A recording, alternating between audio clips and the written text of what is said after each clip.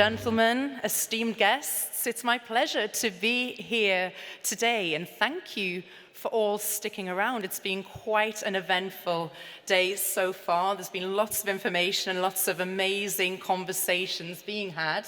My name is Jane Witherspoon. I'm the Bureau Chief for Euronews in the Middle East, and I'm delighted to be joined here by Adrienne A. Harris, Superintendent, New York State Department of Financial Services. Welcome, Adrienne. Thank you, Jane.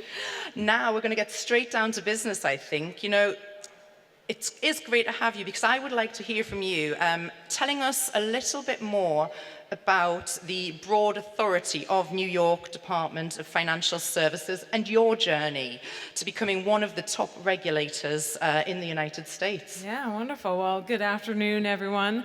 The New York State DFS is very much a global financial regulator. We regulate 120 state-chartered banks, about 80 foreign banks. 17 GSIBs are our regulated entities. We also regulate all insurance companies in New York, including being the group-wide supervisor for insurance companies like AIG and MetLife. So health insurance, property and casualty, life insurance.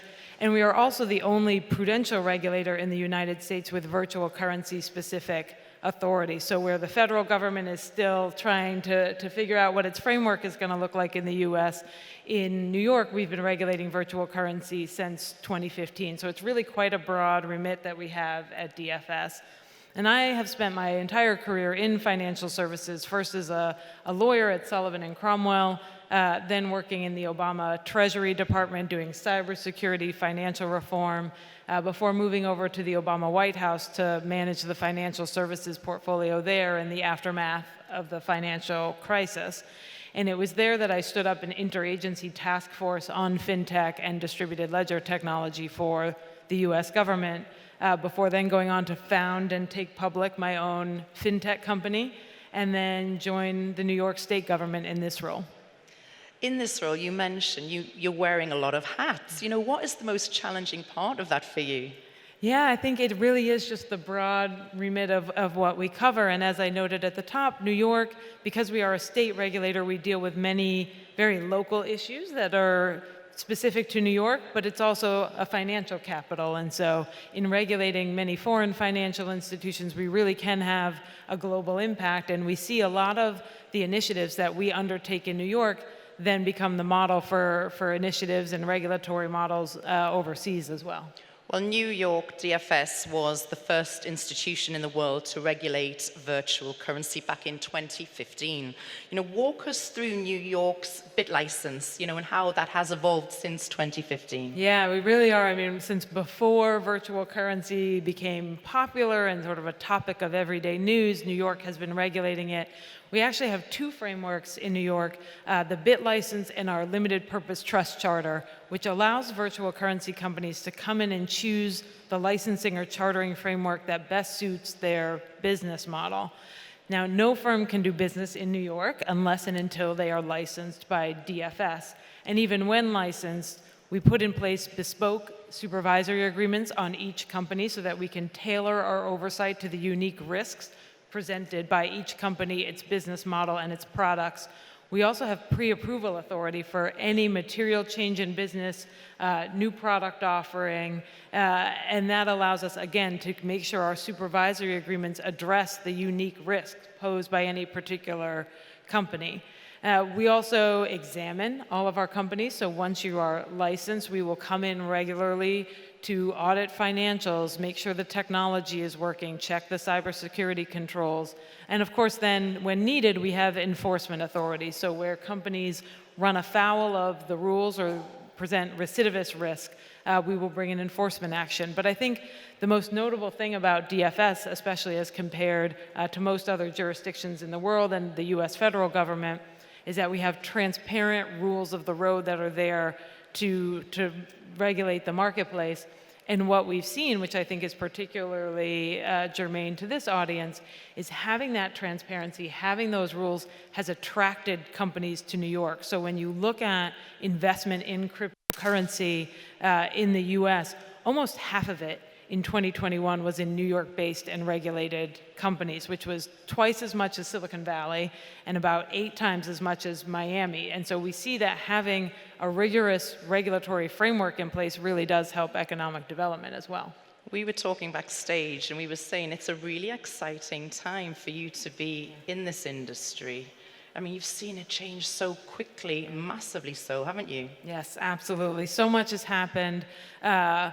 From the time I took this seat to going through crypto winter to now with all the excitement in the banking sector. So absolutely. Well, the industry is going through an extremely volatile phase, beginning with the so-called crypto winter and then the collapse of a number of high-profile companies, most notably FTX. How have these events changed the way your view virtual currencies role, how you view virtual currencies' role in the broader financial system, and your approach, I guess, to regulating that? Yeah, I mean, the truth is that it really hasn't changed our view in New York because we've been regulating it for so long. We've understood the risks. So we did not, for instance, license FTX or Voyager or Celsius. None of those companies were permitted to do business in New York. And so for us, the crypto winter and all of the volatility we've seen since has not really changed our approach so much as it's validated it. We continue to give licenses and charters to companies that meet our rigorous requirements, but New Yorkers have fared very well, I think, compared to the rest of the US, and in fact, citizens around the world, as they've been better protected from the risks presented by the space. You mentioned there the banks in New York and the wider banking anxiety in the US. You know, there was the recent collapse of Silvergate, Silicon Valley, and Signature banks were largely seen as driven by and limited to cryptocurrency. Can you walk us through your experience during this banking shock, the role of crypto and what it means for banking virtual currencies going forwards? Yeah, it's, as you noted, it's really been an interesting time given crypto winter and now the volatility in the banking space.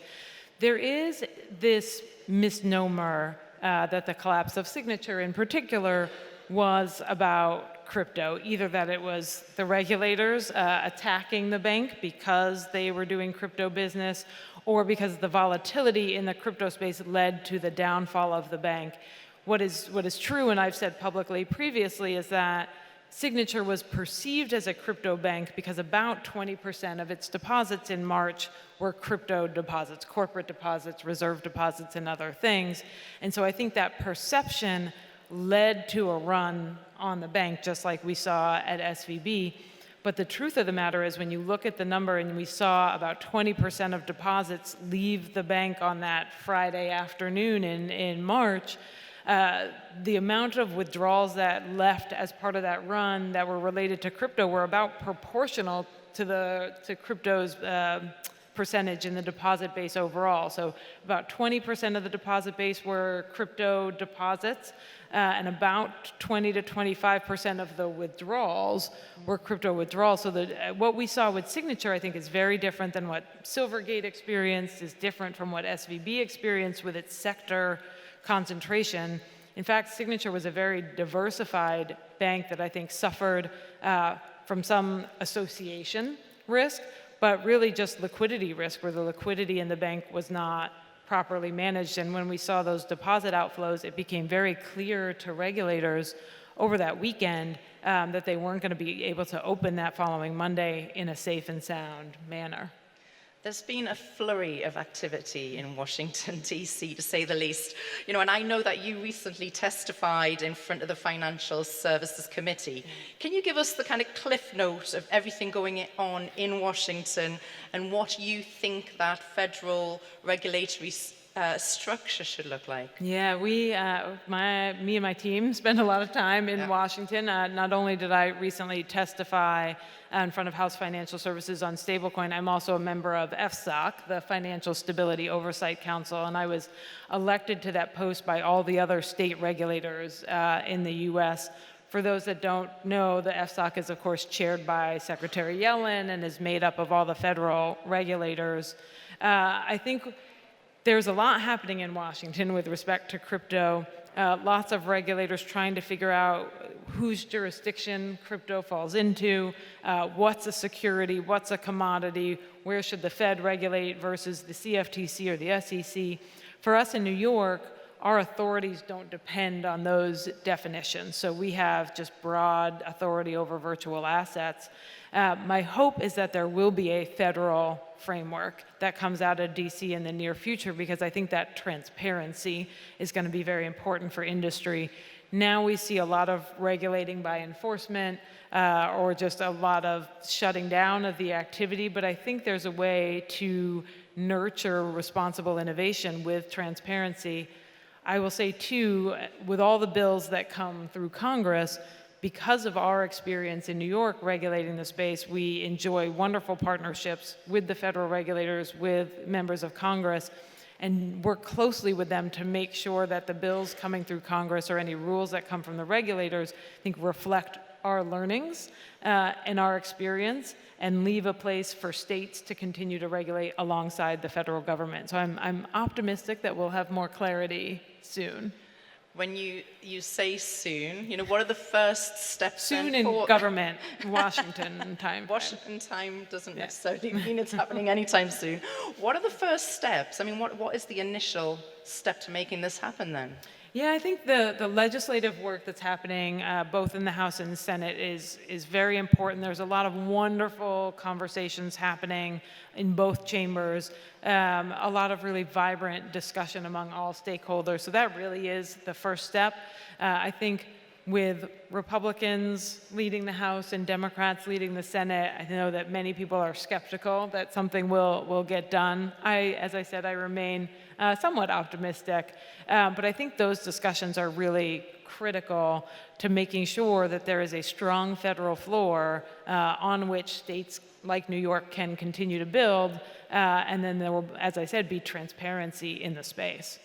Well, Washington is not alone in its efforts to get its arms around virtual currency. Could you talk about how you've, we'll widen the conversation out a little bit. How have you been working with global regulators, and where do you see global leadership on virtual currency coming from? Yeah, I mean, it really is, again, one of the wonderful things about New York and being a financial capital is the things that we do there really do reverberate around the globe. And so we have tremendous engagements with regulators from all over the world, Europe, Asia, the UAE, and have found wonderful partnership as we think about how do we share information, how do we help regulators that are new to the space develop frameworks that both allow for and foster responsible innovation while keeping citizens and customers safe.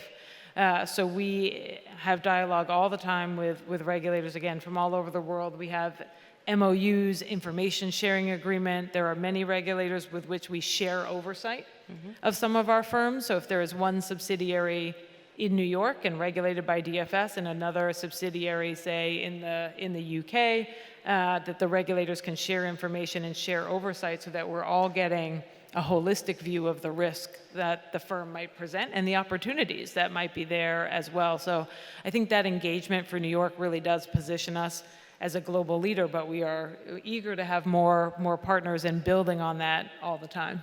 You've been in the current role 19 months, I believe. Yes. Yes. Where do you see that evolving in the coming couple of years? Yeah, I think, one of the panelists said it earlier.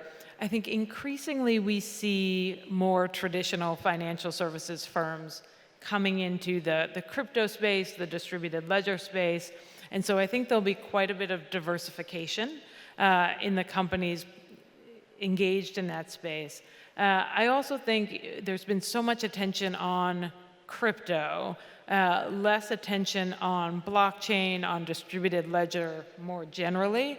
Why is that, do you think? I think it's I liken it to Amazon 20 years ago, when Amazon really just sold books, and we all thought, wow, this is nice, this is convenient. But if you would have said to a customer then, well, Amazon is going to be AWS, and it's going to be Prime, and it's going to be a content creator, people might have thought you were nuts. I think crypto now is really just the tip of the iceberg, and there's so much more innovation yet to come that's hard to foresee. So there's been a lot of attention on it now because I think people are eager to innovate if you're on the market side, and as a regulator, you're eager to mitigate risks.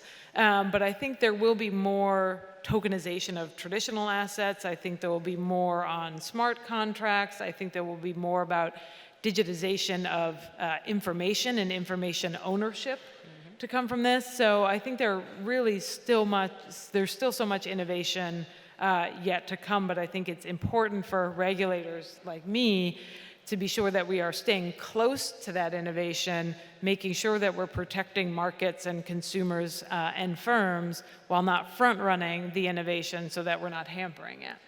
So crystal ball moment, 5 years from now, where are we? Will it be embraced? You know, what are we looking at, do you think? Yeah, I hope so. I think there is, as I noted, tremendous promise in the space, and I would say much of it yet unrealized.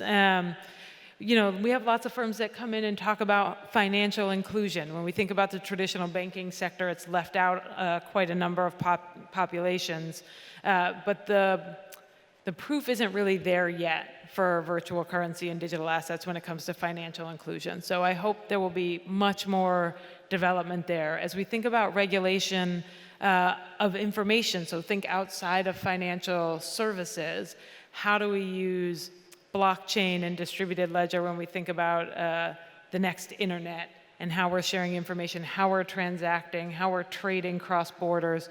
So I think there's really a lot of interesting innovation yet to come. We're doing some work now, as the FCA did several years ago, around self-executing regulation. So I think there's lots to come there. And there's a lot of work to be done between industry and regulators on the integration of crypto, distributed ledger, DeFi, and the more traditional financial system. How can we do that in a safe way that allows us to re-architect the traditional infrastructure that's often very slow, cumbersome, and expensive? But that change management is going to be hard and time-consuming and expensive, and I think really requires cooperation from all the stakeholders in the ecosystem. Adrienne, lots of work, it sounds like you've got coming ahead of you. Thank you so much for sharing your time with us today. Inspiring chat. Ladies and gentlemen, please put your hands together for Adrienne A. Harris, Superintendent, New York State Department of Financial Services. And we got in just before the gong. Before the gong.